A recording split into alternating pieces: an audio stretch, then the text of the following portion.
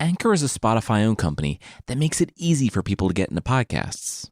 It's an all-in-one, totally free platform where you can record a podcast, host it, distribute it, measure your performance analytics, and find sponsors. It all works in your web browser or through Anchor's mobile app. Give Anchor a try for free at anchor.fm/mythsandlegends. That's anchor.fm/mythsandlegends. This week on Myths and Legends, it's the first half of an Estonian epic, where you'll learn that the only thing more dangerous than fighting a legendary hero might just be partying with a legendary hero. The creature this time is why you actually want to give a piggyback ride to that stranger that jumps on your back in the forest at night.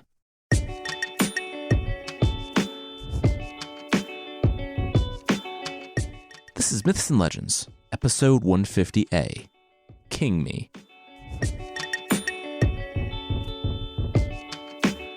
This is a podcast where I tell stories from mythology and folklore. Some are incredibly popular stories you think you know, but with surprising origins. Others are stories that might be new to you, but are definitely worth a listen. This story comes from the Kalevipoeg, the national epic of Estonia, a country in northern Europe in the Baltic Sea. It's just south of Finland. It was written by Frederick Reinhold Kreutzwald in 1853. And even though this is just one work by one author, it's believed that he deeply investigated Estonian folklore and crafted a narrative that not only includes a ton of stories about his home country, but works as a complete narrative in its own right. The story itself is much older and is believed to come from an oral tradition of ancient Estonia, with the earliest known reference to it coming from a 6th century Anglo-Saxon poem. Basically, we're in a similar but different world from all the Viking legends of the Northwest and the Finnish legends we talked about earlier this year. In fact, I guess there's a debate going on about whether the chief god of Estonian mythology, Tara, is a local version of Thor. All right, we'll jump right into the story with a giant riding like Gandalf on the back of a giant eagle. But unlike Gandalf, he wasn't looking for hobbits. He was looking for love.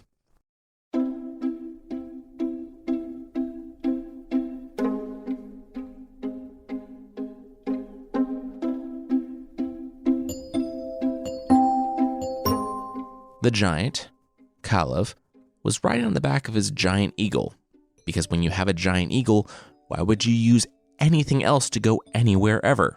Kalev had grown up in your typical giant homeland in the far north, within the sacred oak forest of Tara, when it came time for the three boys to leave home. So they decided they wanted to take wives among the daughters of men. Remember that this is a myth, so take could mean a lot of different things. But for the sake of this show, let's pretend it means that they're going to try to just woo some daughters and leave it at that. One brother went straight to Russia, another to Finland, but Kalev was going to Estonia. We pan away from Kalev soaring through the sky on his eagle and cut to a young woman, a woman by the name of Lana. We find her just having stumbled across something in the road. There, before her, stood 3 items: a hen, a grouse's egg, and a crow. With a grin, she scooped them up. Because, hey, free hen, egg, and crow. Taking them home, Lana made a nest for the hen, an egg, and a basket, and she lined it with wool and, being pet parent of the year, threw the young crow into a corner behind some boxes, which seems like a great way to have a lot of crow poop hidden in your house. Off she went to look after her feather babies, and found that they had grown significantly, because her feather babies were actual kids now. The hen had grown into a fair maiden by the name of Salme, and the egg had hatched into a second maiden named Linda, and it turned out that the crow had also transformed into a servant girl, tasked to carry wood to the stove, and who bent under the weight of water pails from the well. The girls ended up having many suitors, including the sun and moon themselves, whom they offended with rejections, because while loving a heavenly body might sound great in a Madonna song, in practice it was pretty much impossible. In the end, Salme ended up with the youth of the stars, while Linda found herself enamored with a giant who'd swooped in on an eagle. It was Kalev. And yeah, Kalev did actually try to win a daughter of man, and not just take one. So even though that's an exceedingly low bar, good for him. Kalev and Linda were lucky. They were in love from the moment they laid eyes on one another. And despite opposition from Linda's mother, by their sheer strength of will, they made it happen. And soon Kalev and Linda were riding off on a sleigh together. Now, Kalev loved his wife very much. But as time passed, he proved to be kind of a tough dad. Knowing his sons were strong enough, they were his sons, he told them early and often that they wouldn't be getting anything from him. If they wanted money and liked not starving, then they should take their swords and go out into the world to seek their own fortunes. He never heard back from any of them, so he assumed everything had gone fine. Then, something happened that neither Kalev nor Linda ever expected. Kalev fell ill. How could this be? He was still in the prime of his life. He commissioned weapons, still had so much he wanted to do. But it wasn't to be. Linda, pregnant with their next child, cared for him as he sweated in bed, his coughs racking his gaunt, giant frame. One night, in a rare moment of lucidity, Kalev reached out and gripped Linda's arm. He had something to say, and he didn't have time. He foretold the greatness of their youngest son, the one who was still unborn. He would be named Kalevipoeg, meaning the son of Kalev, because, as we talked about last time, baby names are difficult. And the boy, because it would be a boy, would be his heir. With that, he dropped into a fitful, restless sleep. No amount of magical beetles sent around the world by Linda, about which I'm not joking, could summon the aid to save Kalev. And the great giant died before his time. Linda stayed by his body for an entire week and mourned for 4 months until she had something else to think about. Kalevipoeg, the son of Kalev, was born.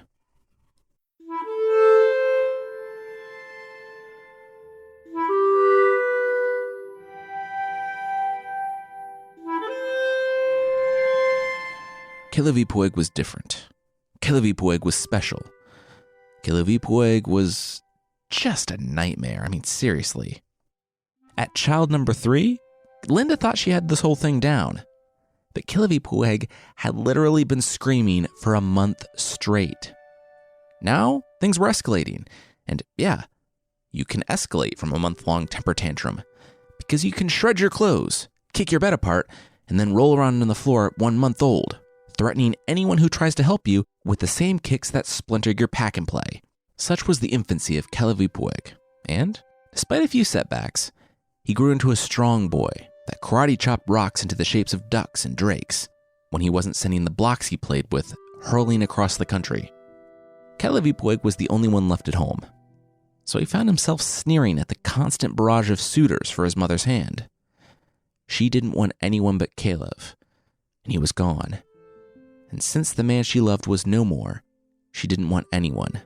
The visiting suitors all came and went respectfully enough, mainly in light of the 12-year-old carving stones out back with just his bare hands. But one suitor did linger, an old Finnish sorcerer. He smirked. He was Kalev's cousin, he said, so they were practically family already. Linda furrowed her brow, and that was supposed to be a good pickup line? She told him what she told the others. Thanks for playing, but no. She didn't want to marry her late husband's cousin, a dangerous and, frankly, sleazy wizard. Now, if he would be so kind, she would rather he left. Kalevipoeg walked up, his fists red after carving a mallard from a boulder in the front lawn, and he was ready to carve another one in his wizard great cousin's face. The wizard sneered. You know what? He didn't want to marry her anyway. A puff of smoke went up, and the wizard was seen running off in the distance. The wizard was not mad about being rejected by Linda. No, he was definitely not mad. You're mad. He was so not mad that he started spreading rumors about Linda to potential suitors, saying that her beauty had faded, that she had teeth made out of iron, and that her voice was so annoying that her words were red-hot pincers. This, of course, only helped Linda, because the people stupid enough to believe the rumors didn't bother to come around, ridding her of the worst type of suitor. Still, Kalevipoeg had a bad feeling about the wizard, and he kept an eye on the horizon. Weeks passed, and then months. It looked like he was indeed gone. It looked like Kalevipoeg could relax. But Kalevipoeg was wrong. It was on that day that Kalevipoeg was out hunting with his brothers. And yes, the other sons of Kalev who had set out previously to make way for themselves. The story doesn't give much detail, but surprise, they're alive and well. Anyway, it was on this hunting day that Kalevipoeg got a feeling. Something was wrong, and he knew it the moment he saw the horizon. We'll find out what Kalevipoeg knows, but that will be right after this.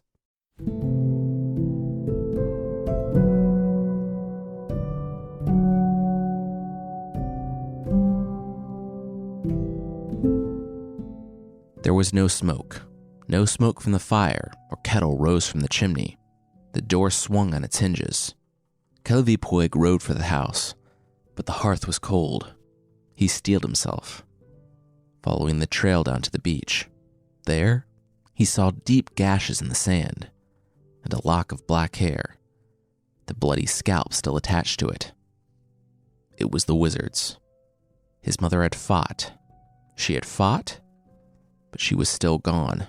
Kalevipoeg rode back to tell his brothers, but they wanted to put off until tomorrow what Kalevipoeg wanted to rectify right now. The longer they waited, the further the wizard got away with their mother. Then he glared at them. He knew why they didn't want to. They were cowards. They were scared of the wizard and his power. Well, Kalevipoeg wasn't scared. He wasn't scared of anything. His brothers objected, shouting and insisting that the trail had already gone cold. He had taken a boat to who knows where. But Kalevipoeg shook his head. He didn't know, but he knew who would. Their dad. Well, long story short, he did not know. Kalevipoeg went to his late father's grave. But Kalev said, essentially, I'm dead. There are all these rocks and dirt keeping me down here, and I'm not really up on what's going on above ground. Sorry, bud. So, Kalevipoeg had no choice but to follow up on the only lead he had. The sorcerer had come from Finland. He had announced it on his first arrival way back when, and that's where Kalevipoeg would look first. With no time to waste, he skipped the boat docks altogether and dove into the water. He would swim to Finland.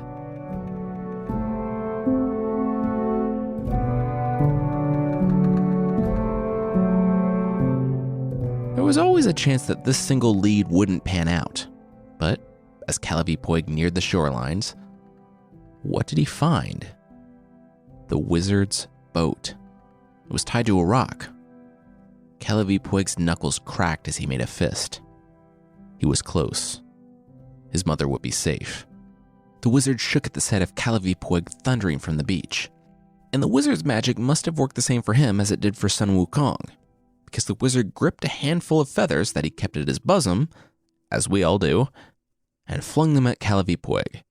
They immediately turned into an army of thousands, some mounted on horseback, others charging him on foot. Kalevipoeg glared, gripped a branch of a nearby tree, and tore it off, giving him a makeshift club. With narrowed eyes, he went to work.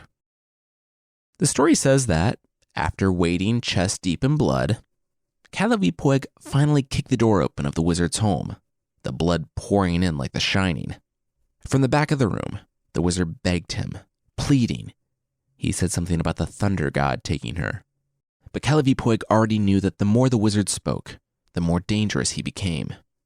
He raised his club and brought it down hard over the wizard's head. The sorcerer spoke no more. Kalevipoeg wasted no time, turning every door to splinters within the home, looking for his mother. He knew what was behind the last one before he kicked it. Nothing. She wasn't here. Kalevipoeg buried his face in his hands. He knew what happened to his mother. She was desirable to this monster of a sorcerer, but he would never be able to control her. Kalevipoeg knew his mother was dead. he collapsed onto the wizard's couch and wept for the woman that he would never see again.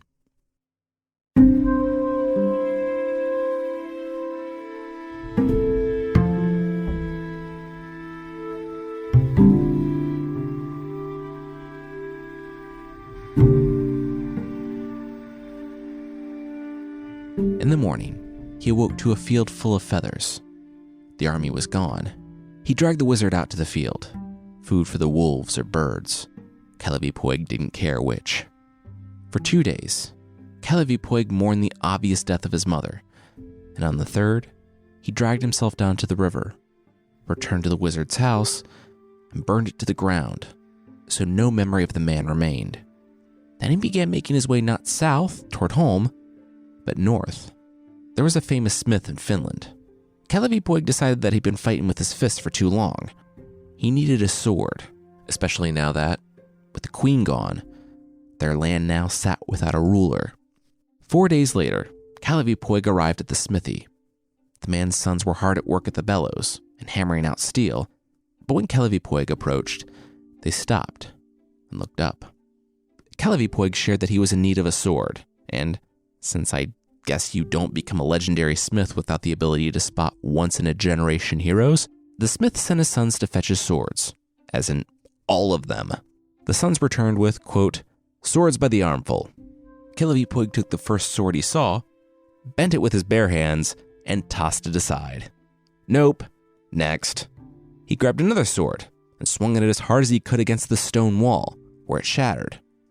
Sidebar, that is a great way to test the quality of something you want to buy. Slam it repeatedly against a stone wall.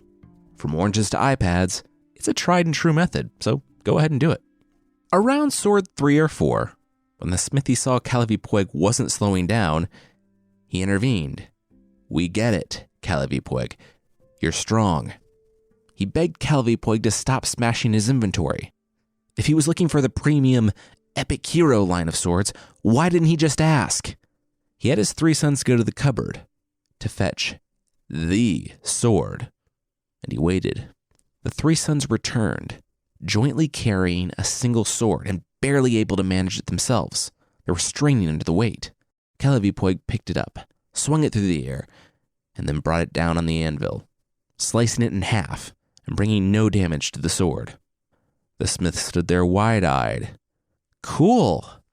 The only thing more expensive than an armful of swords smashed against a wall was the anvil on which the smith did all of his work. So Kalevipoeg would take it then? Please? Could they be done here? With a nod, Kalevipoeg said he would take it, no matter the cost. And the smith said that that was exactly what he wanted to hear. Let's party. Over dinner that night, which was on credit, by the way, because all of Kalevipoeg's money was back in Estonia, Kalevipoeg and the sons got to talking. Now, in my research for this podcast, I found that the only thing more dangerous than fighting an epic hero might be partying with them. And Kalevipoeg was no exception. Taking offense at an offensive comment, one of the smith's sons rose and told him as much. Kalevipoeg also stood, laid a hand on his new super sword, and the smith's brother's lips were still moving as his head thudded down on the table, to the horror of the father, brothers, and mother. The smith stood and told his sons to run, go get the hammer so that they could crush every bone in this guy's body. Except, in a single step, Kalevipoeg was at the door, blocking the brothers in. Horrified, the smith quickly held up both hands. Stop. Let the murderer go. As a father, he couldn't bear to lose all of his beloved sons, / his retirement plan, all in one day. He looked squarely at Kalevipoeg. The gods would judge him for what he had done. As Kalevipoeg fled into the night, swinging the sword onto his back and preparing for the long swim back to Estonia, the smith uttered something. He yelled out, not to Kalevipoeg, but to the sword, telling the forged weapon to take revenge for the crime done against the one who had made it.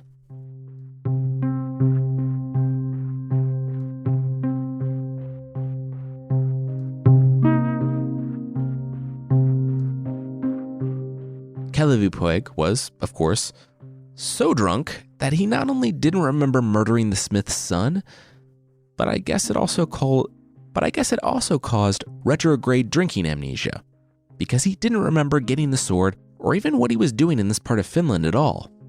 Not feeling up for a swim that day, he opted to take a boat, and after resisting the temptations of 3 boatloads of sorceresses, which are mentioned but not elaborated on, Kalevipoeg arrived back home. His brothers immediately asked him what the deal was with all the blood on the sword and his shirt. Kalevipoeg looked. Yeah, there was a lot of blood on him. He shrugged. Great battle? Knowing him, it was probably a great battle. That made total sense. And so he and his brothers settled in again at home, all recounting their various journeys. Tragically, no one knew what happened to their mother, but they all agreed that life must continue on. It would be best for each brother to fend for himself, they decided. But first, they had to choose a king. And they did. In the time where the king was the one to defend and plow the land, they opted for their equivalent of rock, paper, scissors, better known as rock, rock, rock.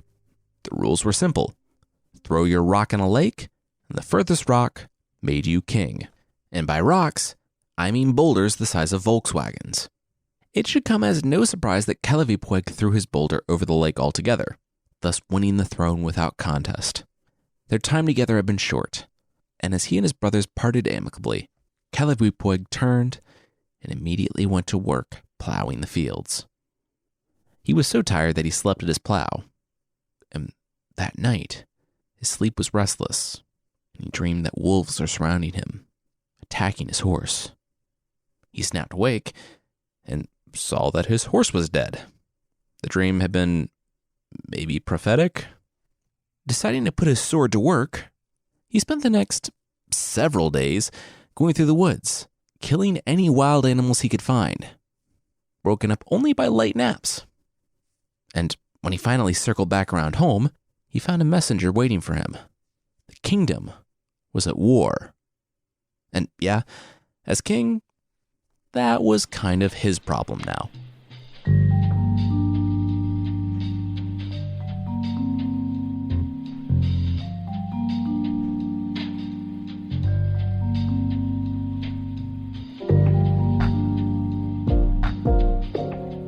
This story gets all sorts of crazy and fun, and we're going to finish it up next week, because Kalevipoeg will solve all wars everywhere. And spoiler alert, when you kill everything, they can't fight back. He'll make a new best friend, go to the edge of the world, get in a riddle contest with some giants, try to swim in lava, and go to the underworld. And that's just like half the episode. It's a big episode. I want to say thanks to For Love is the Lost Word, Polly2810, Quite Interested in Australia, Master Claire, Dorothy Cyborg, Aladdin Story, Riot Nurse, Wizards Nanton, Mahi Copper, D-Blah Film, Danny B88, Pyro Joker 11, Storyfan 12345, Whiskey Tango Foxtrot 88, M. Mulick, Juliet Dreams, Sadana, Who Invited the Vegan, and Captain Peanut Butter for the reviews on Apple Podcasts. Thank you so much for the reviews, and if you'd like to leave a review, Apple Podcasts is still a really great place. You can find the show there at apple.mythpodcast.com. There is also a membership thing on the site. For more than the price of 55 yards of 10-year-old 2009 Justin Bieber dental floss, you can get extra episodes, source pack ebooks, and ad-free versions of the show that are better for your wallet and your teeth than 10-year-old dental floss themed after a then 15-year-old pop star. Check out support.mythpodcast.com for more info on the membership.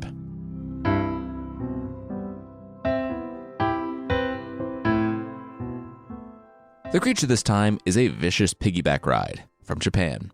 It's called the Obarion, and I've read that it, or something approximating it, means, give me a piggyback ride. Because that's what you'll hear when you're walking alone on the road at night, right before a child-sized monster hits your back, wraps its arms around your neck, bites your scalp, and kicks your sides like a horse. Now, this would be terrifying if you're walking through a canopied forest at night, and it will only get more terrifying as, shouting where you should take it, the creature directs you to where it needs to go, and you're like a human taxi for a spoiled little mythological brat. If that doesn't sound so bad, well, I hope you've been working out, because the Obarion isn't just any child lurking in the forest at night. As you keep walking, you'll find that the Obarion keeps getting heavier and heavier. And that's not just the experience of having a kid on your back for a long hike. Well, not completely, because the Obarion puts on mass quickly. It'll start off as like 25 pounds, but quickly work its way up to 50 or 100 pounds or more. Still looped around your neck and still not letting go. Now, you have two options at this point: lay down and quit, or keep going. The lay down and quit option is definitely the more appealing one, because it's not like you asked for any of this. The being just surprised you and demanded a ride. It's not your fault that you got turned into a compulsory pro bono Uber. There are dangers of this route, though. Wounded pride being one, and wounded body being another. If you fall over prone, there's the risk that the creature could continue to add mass until it crushes you. And though that's a possibility, the creature usually gets bored and gives up before that happens.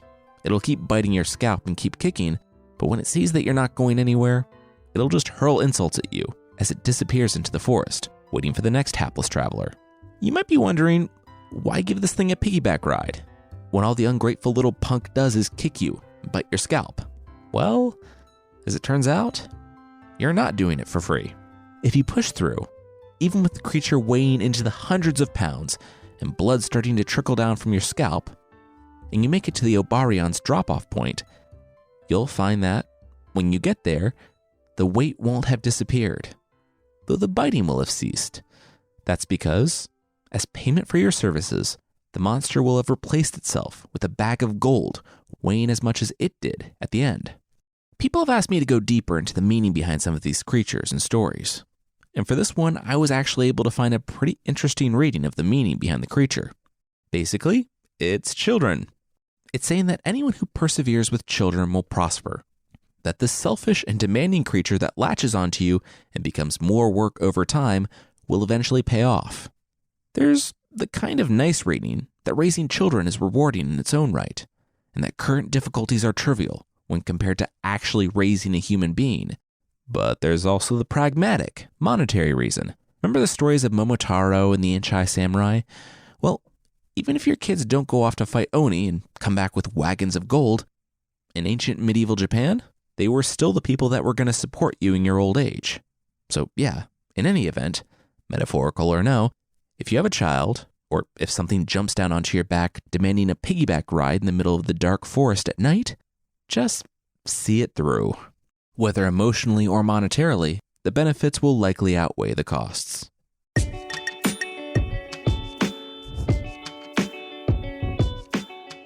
That's it for this week. Myths and Legends is by Jason and Carissa Weiser.